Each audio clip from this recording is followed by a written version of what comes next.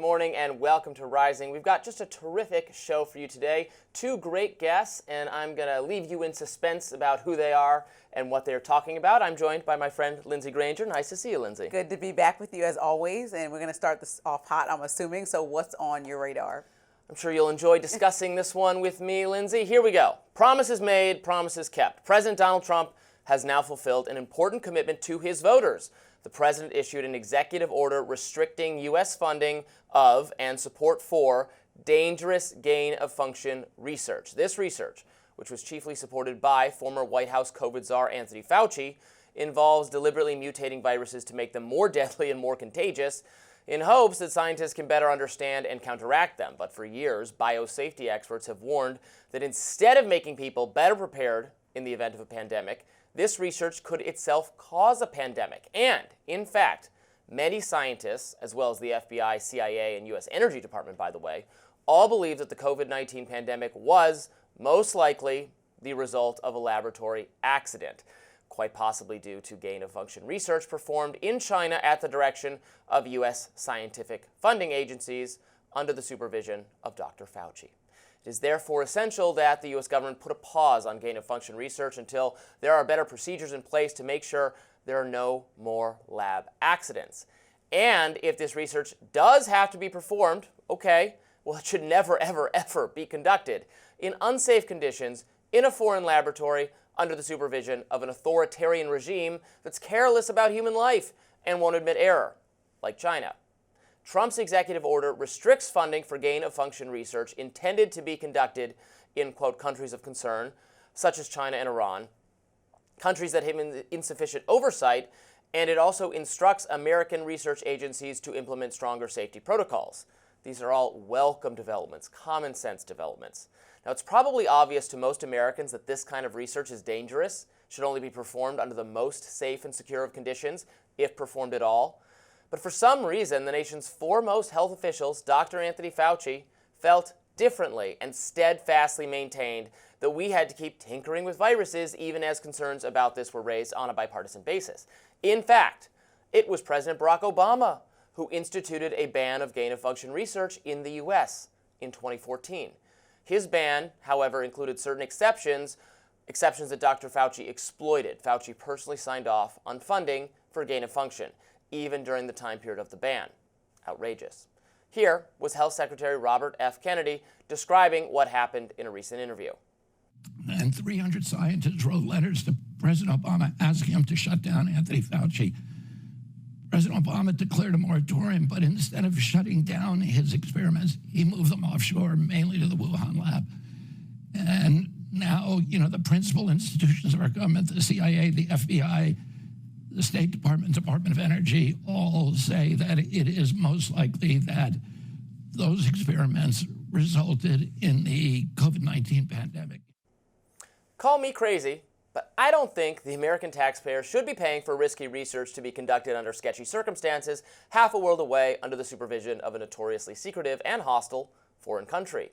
And until recently, I was also called a conspiracy theorist for thinking that doing just that could have been the reason we ended up with COVID in the first place. Now, the aforementioned government investigators in the FBI and the CIA agree that that's probably how we got COVID. We don't know certainly, but it's a likely explanation. So I guess we're all conspiracy theorists now.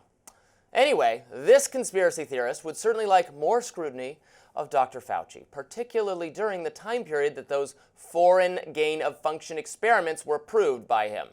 Alas, former President Joe Biden issued a preemptive pardon to Dr. Fauci. The date of the pardon's effect was January 1st, 2014. How about that? Interesting.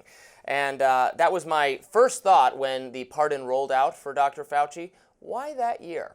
This is someone who has been in public service for decades and decades and decades, going back to the 80s and beyond that. I can't remember the exact year he started working for the government. He's been in government service for decades. The pardon didn't go back all the way to the beginning of his government service. It also didn't narrowly include the time period where he was the White House COVID advisor from 2020 on. It starts in 2014.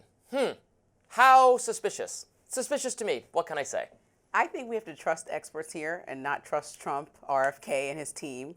Let's not make COVID super political. People did their best to try to save lives.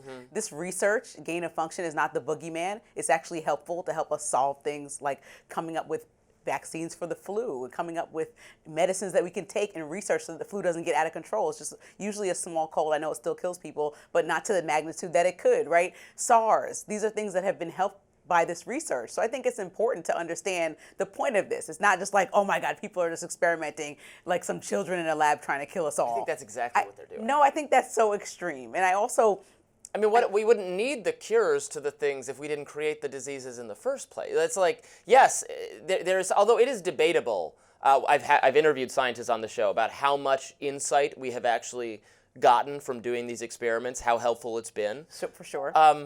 But if the danger of causing the pandemic in the first place is so great, why would we do risky experiments to have a theoretical cure to something we caused in the first place? Well, I think tying it to COVID and saying that Fauci has something to do with starting COVID, and that's like not a linear tie. No one can say that. Experts and scientists disagree. I'm saying it. No, but I mean scientists, right? You're not a scientist. They disagree that on where this started. So you can't point to that definitively and say. I'm not saying definitively. Right, but so it's they uncertain pointed clearly, it to and scientists say that in Wuhan it was like wet market, it was wild animals. That's another theory. Some people say that. Exactly, like half and half, let's say, just for debate's sake. Yeah. So if half the scientists that are experts and half of the government experts say one thing, like what's the actual solution? We don't know what caused it. So trying to criticize and put Fauci in jail, potentially for trying to save lives, is insane. I didn't say anything about putting him in jail. I said investigating Well, that's what the pardon is him. about, I think. So that because Trump goes after his adversaries and he's an easy target because. But don't you think, if there's a figure, let's call him Dr. X, who during a time period where the democratically elected president of the United States, Barack Obama, a Democrat, said no more of this kind of research. I've read the reports from scientists. This used to not be a partisan issue. I've read reports from scientists saying this is very dangerous and should not be done because it could cause a pandemic. And Fauci said, okay, let me look through the fine print here and find a reason we can still keep doing this. And we're going to do it in China, where we can't actually supervise and make sure it's being done safely. And we're going to do it anyway. And we're going to mutate bat coronaviruses to make them more deadly and contagious, despite the President of the United States saying don't do that, and despite all these safety experts saying this is unwise. If it's the case, and I agree with you that we don't know for sure, there is the wet market hypothesis.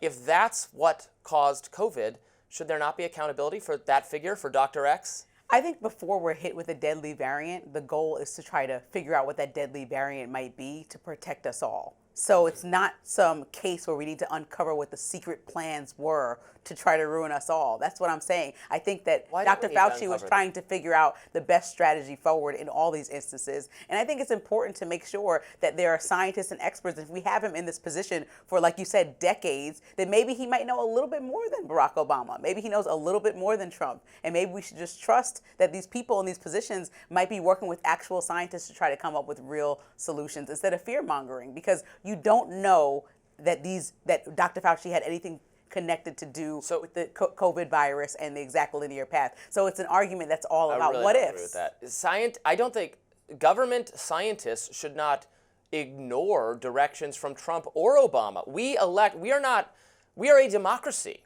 Our government is not run by career experts who get to make decisions independent of the electoral process. They get to make recommendations. Fauci can say, here's why this research is important. He can testify before Congress and explain why he thinks we should keep doing it, why he thinks we should keep funding it, why he thinks various measures are appropriate. Yes, let's hear him out.